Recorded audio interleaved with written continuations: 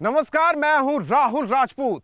2 जुलाई 2020 कानपुर का बिकरू गांव, जहां आधी रात कुछ ऐसा हुआ कि सुबह होते होते उत्तर प्रदेश ही नहीं बल्कि पूरे देश में हाहाकार मच गया। पूरे देश में बस एक नाम गूंजने लगा, विकास दुबे। एक बार फिर 1 साल बाद विकास दुबे और बिकरू कांड की चर्चा जोरों पर है।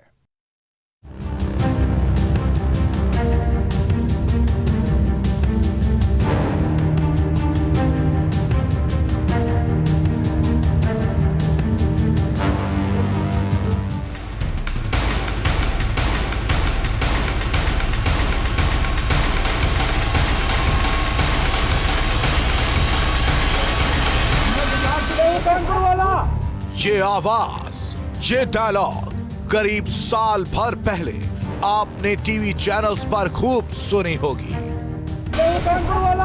बिकरू कांड के इस किरदार को आप भी पहचानते होंगे, जिसने 2 जून की काली रात की स्याह सच्चाई को अपनी जुबान से बयां किया। पापा जल्दी आओ। विकास भी आए थे, उनसे बोलती है कि छत पे चढ़ो, गोली चल। सुनिए भगोड़े पुलिस वाले का काली रात का एक बालिया बयान, जो बिकरू की विविधता को बयां कर रहा है।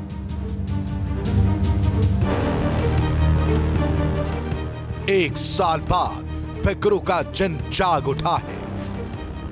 AK-47 की मौत मरा दुर्दांत दुबे भले ही अब इस दुनिया में ना हो, उसके रचे चक्रव्यूह में अब भी कई खाकी वाले फंसे हैं। अपराध के साए में पनपता कानपुर का बिकरू गांव, मुख्य शहर से करीब 40 किलोमीटर दूर, जहां अपराध की अपनी ही एक दुनिया थी और उस दुनिया का अकेला बादशाह था गैंगस्टर विकास दुबे।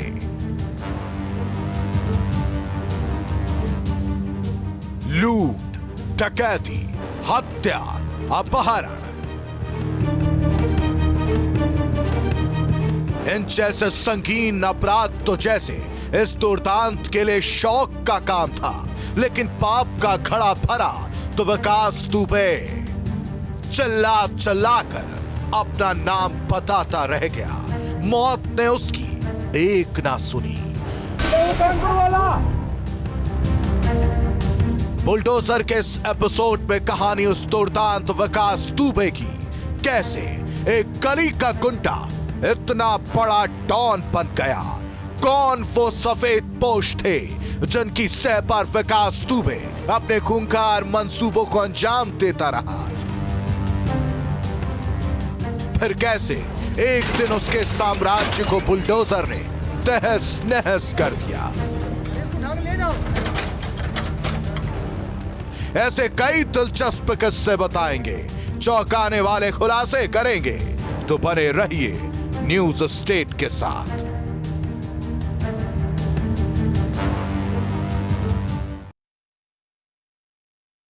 जिस रात विकास दुबे ने अपने साथियों के साथ खूनी खेल खेला, उसकी अगली ठीक सुबह सरकार ने उसके साथ बुलडोजर वाला खेल शुरू किया। विकास दुबे भागा भागा फिर रहा था, तो दूसरी ओर बिकरू गांव में इसी बुलडोजर की धमक सुनाई दे रही थी।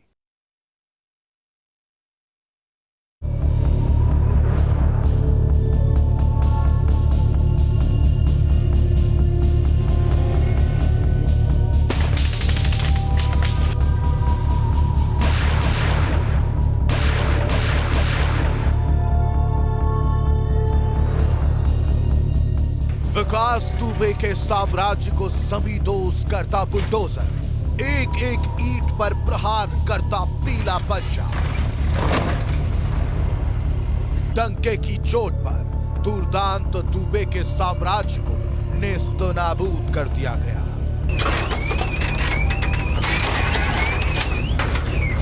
तस्वीरें इस बात की गवाही दे रही हैं कि सरकार अगर अपने कानून का सही इस्तेमाल करे तो कोई भी अपराधी इतना बड़ा नहीं हो सकता कि प्रशासन और सरकार को चुनौती दे सके। अपराधी से बाहुबली बनने तक के सफर पर प्रशासन और पुलिस समय रहते ब्रेक लगा सकती है, लेकिन ऐसा होता नहीं है। सत्ता और सियासत के लिए इन अपराधियों को बाहुबली बनने दिया जाता है और फिर एक दिन यही बाहुबली सरकार के सामने ताल ठोकने लगते हैं। कुछ ऐसा ही हुआ। 2 से 3 जुलाई 2020 कानपुर के बिकरू गांव में वो दहशत की रात थी तो अगली सुबह बारी थी इंसाफ के बुलडोजर की। गम और गुस्सा लिए पुलिस प्रशासन की टीम 3 जून 2020 की सुबह जब बिकरू गांव पहुंचती तो उनके साथ था बुलडोजर। वो बुलडोजर जो आगे चलकर यूपी में मौजूद हर माफिया का काल बनने वाला था। कार्रवाई शुरू हुई तो बुलडोजर की धमक से विकास दुबे की अपराध की इमारतें ढहने लगी।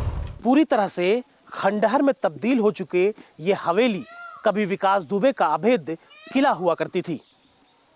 इसी घर की छत से विकास दुबे ने पुलिस वालों पर ताबड़तोड़ गोलियां चलाई थी।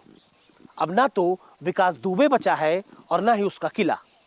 अगर कुछ बचा है तो बुलडोजर के कहर के निशान, मलबे का ढेर और किस्सा कहानी बन चुके विकास दुबे की चर्चा। पहले घर तोड़ा गया,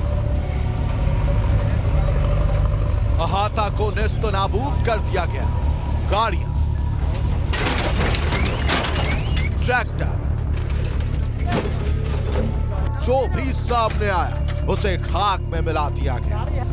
बिकरू कांड के बाद हुई कार्रवाई, विकास दुबे की करीब 26 करोड़ की संपत्ति जब्त की गई, जबकि उसकी आलीशान हवेली को बुलडोजर ने नेस्त नाबूद कर दिया।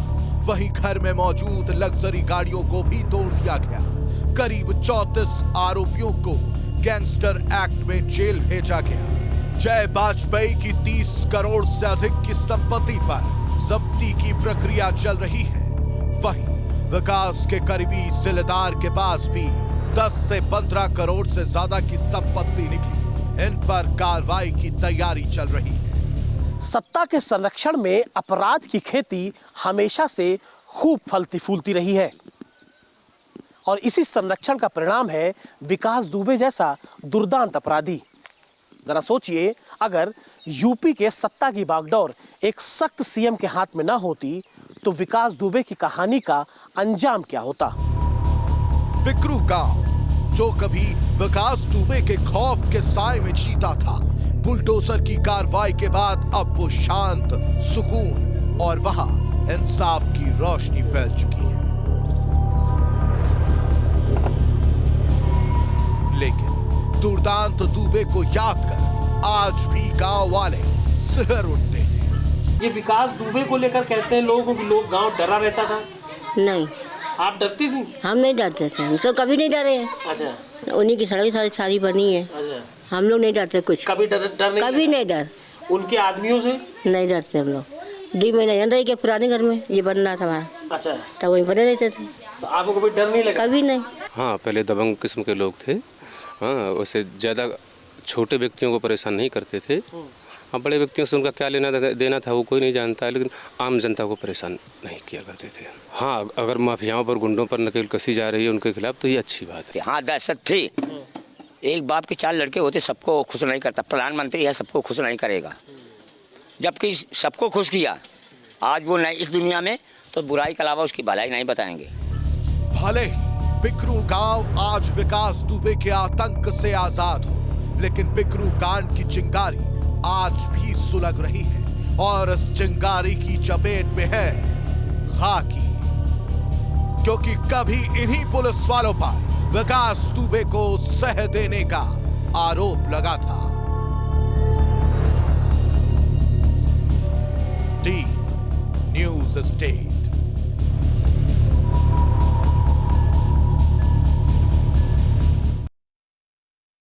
विकास दुबे की गोली का निशाना जब खाकी बनी तो पूरा पुलिस प्रशासन विकास दुबे की कब्र खोदने में लग गया। सवाल उठता है कि आखिर एक मामूली सा गुंडा कैसे माफिया बना जिसका कानपुर में सिक्का चलता था।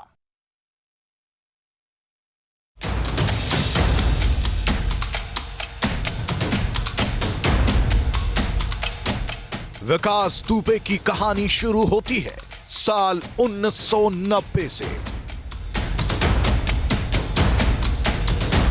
चौबेपुर इलाके में दुबे का नाम तब कोई नहीं जानता था।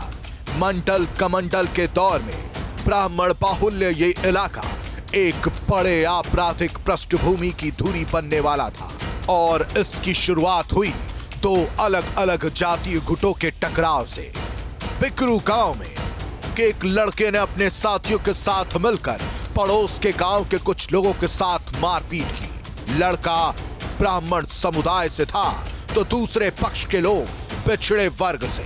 मारपीट की इस घटना ने लड़के को इलाके का जाना पहचाना नाम बना दिया और ये नाम था विकास दुबे उर्फ पंडित जी। विकास पर सबसे पहले नजर पड़ी पूर्व विधायक नेक चंद्र पांडे की।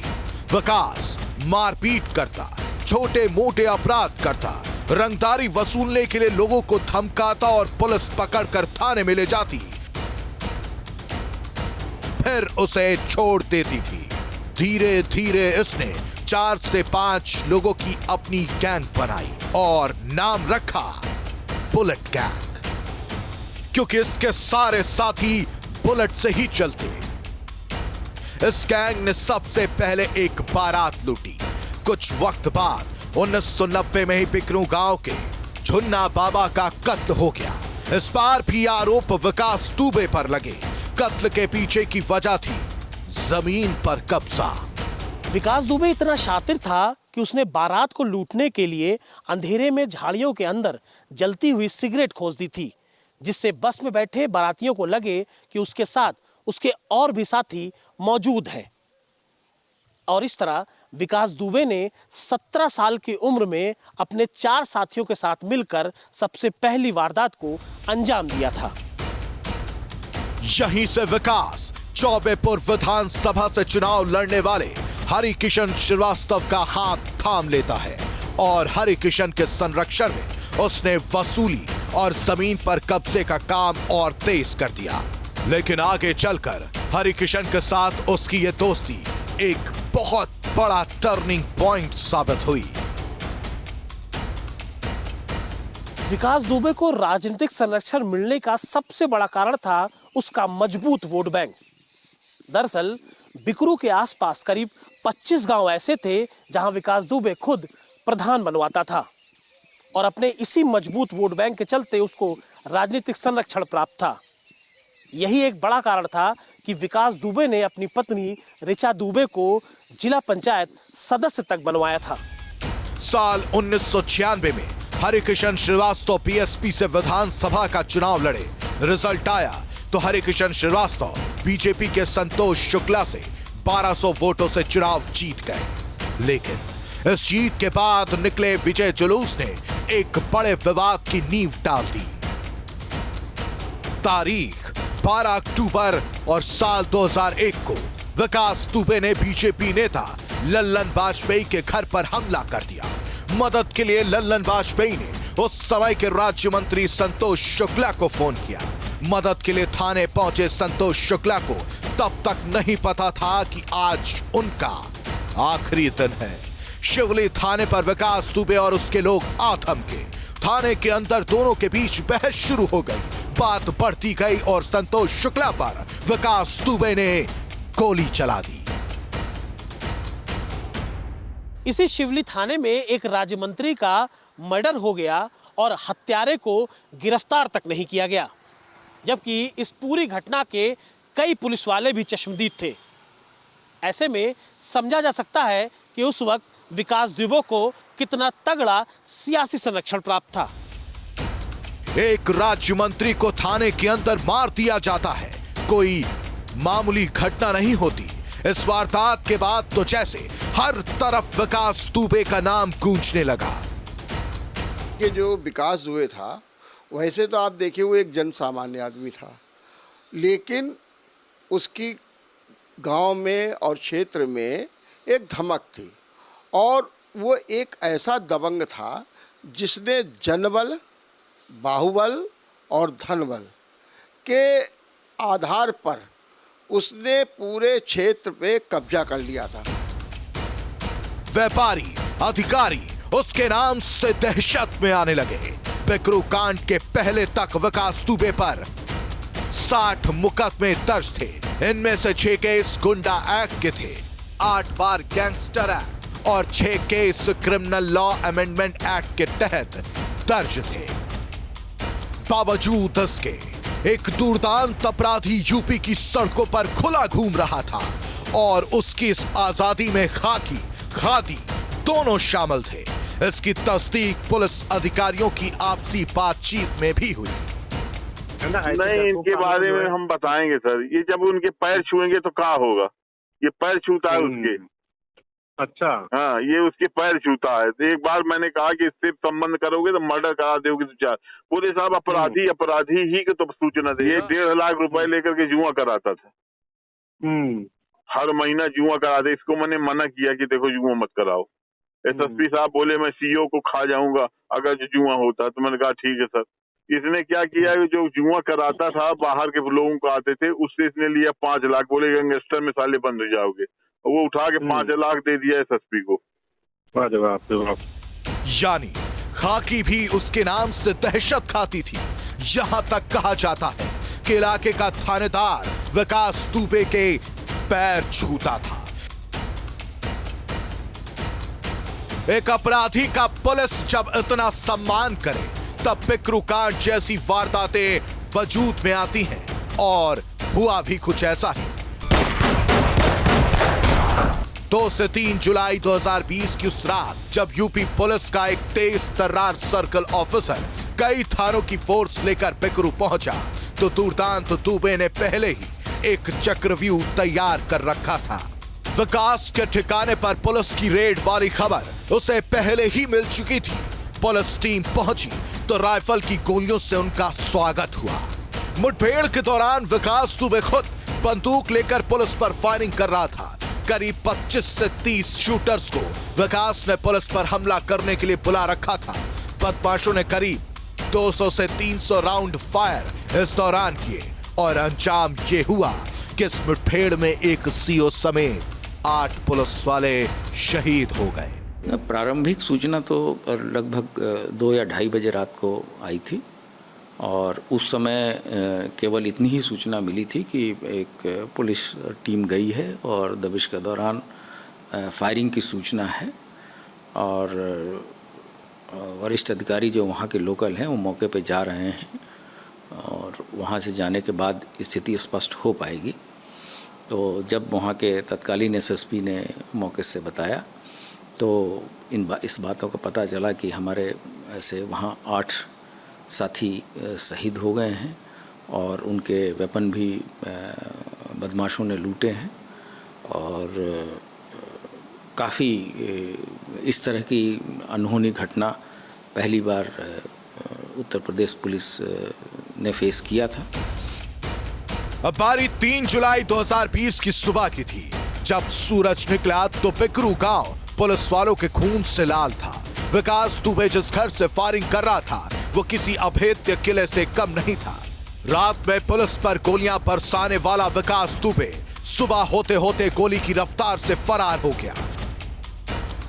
लेकिन पुलिस की त्योरी चढ़ चुकी थी। जवान गुस्से में था। देश भर में एनकाउंटर की मांग उठने लगी। वारदात के दिन ही पुलिस ने सबसे पहले विकास के रिश्तेदार प्रेम कुमार पांडे और अतुल दुबे को एनकाउंटर में मार गिराया। यहीं से एनकाउंटर पर एनकाउंटर शुरू हुए। इसके बाद हमीरपुर में अमर दुबे को ढेर किया। इटावा में प्रवीण दुबे को मारा गया। पुलिस कस्टडी से भागने पर पनकी में प्रभात मिश्रा उर्फ कार्तिकेय मिश्रा को ढेर कर दिया गया। अब बारी थी विकास दुबे की, जिसकी खोज में 50 टीमें हिंदुस्तान के अलग अलग हिस्सों में खाक छान रही थी कि तभी विकास दुबे ने 9 जुलाई 2020 की सुबह उज्जैन में नाटकीय ढंग से सरेंडर कर दिया। विकास दुबे को लगता था कि मध्य प्रदेश में सरेंडर करने से उसकी जान बच जाएगी, लेकिन अपनी साथियों की मौत से यूपी पुलिस के अफसरों और जवानों में भारी गुस्सा था। उज्जैन से विकास दुबे को लेकर यूपी एसटीएफ सही सलामत चली थी, लेकिन कानपुर पहुंचने पर गाड़ी पलटी और विकास दुबे के खेल का पासा ही पलट गया। एसटीएफ की टीम जब उसको कानपुर लेकर आ रही थी तो सचेडी थाना क्षेत्र में एनकाउंटर में विकास मार दिया गया। एसटीएफ ने दावा किया था कि गाड़ी पलटने की वजह से विकास पिस्टल लूट कर भागा और गोलियां चलाई। हालांकि देश गुस्से में था। पुलिस प्रशासन हर कोई दबी जुबान दुर्दांत दुबे को उसके अंजाम तक पहुंचाने की मांग कर रहा था। एक तरफ एसटीएफ ने एनकाउंटर में विकास दुबे को मार गिराया, तो दूसरी तरफ बुलडोजर ने बिकरू में उसके साम्राज्य को तहस नहस कर दिया और कुछ इस तरह एक दुर्दांत अपराधी का खेल हमेशा हमेशा के लिए खत्म हो गया। Team news state.